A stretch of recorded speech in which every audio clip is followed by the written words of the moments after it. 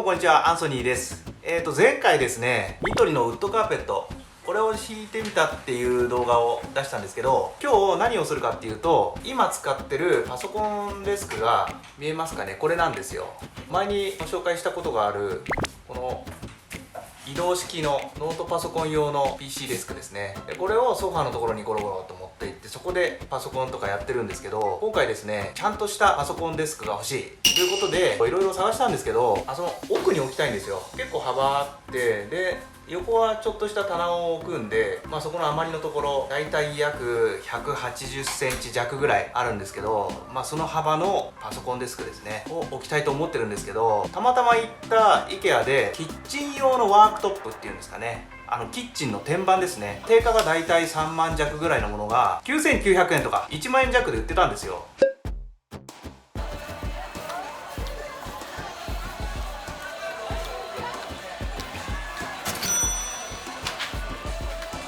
車に入んないかな。車の中測ってくる？とりあえず買ってみて考えるか。キッチン用のワークトップなんで、だいぶ厚みもあって重たいものなんですけど、その分頑丈でっていうのに出会ってしまったんで、自分で作ってやろうかと思います。で丸ノコを借りて自分で切ろうかとも思ったんですけど、近くの材木屋さんで木材を切ってくれるというところがあったんで、ちょっとそちらの方で切ってもらってきました。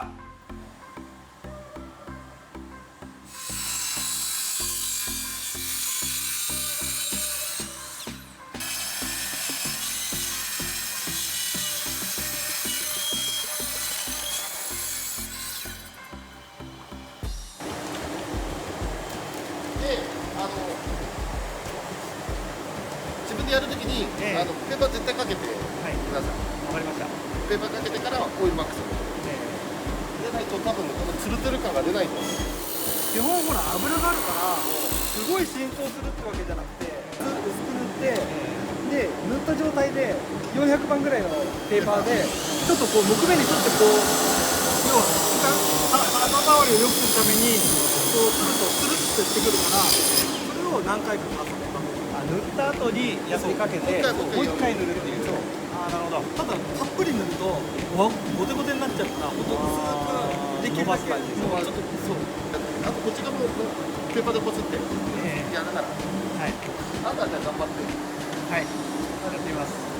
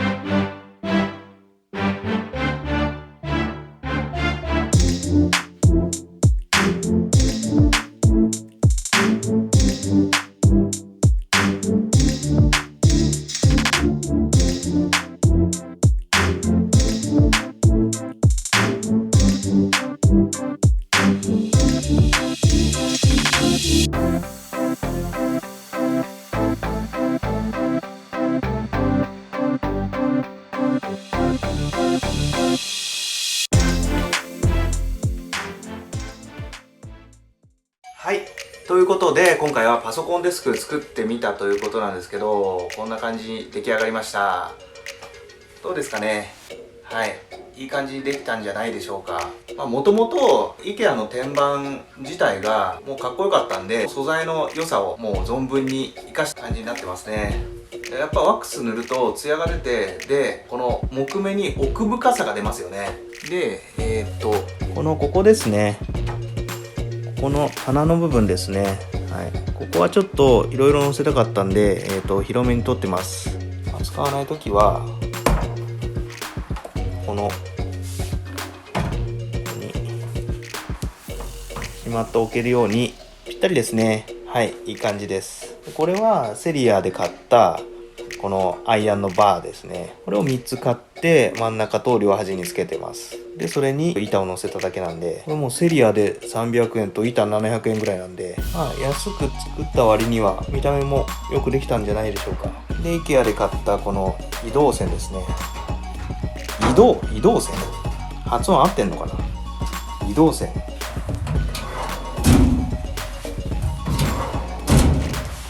この引き出しもついてて大容量ですね。何よりもこの色が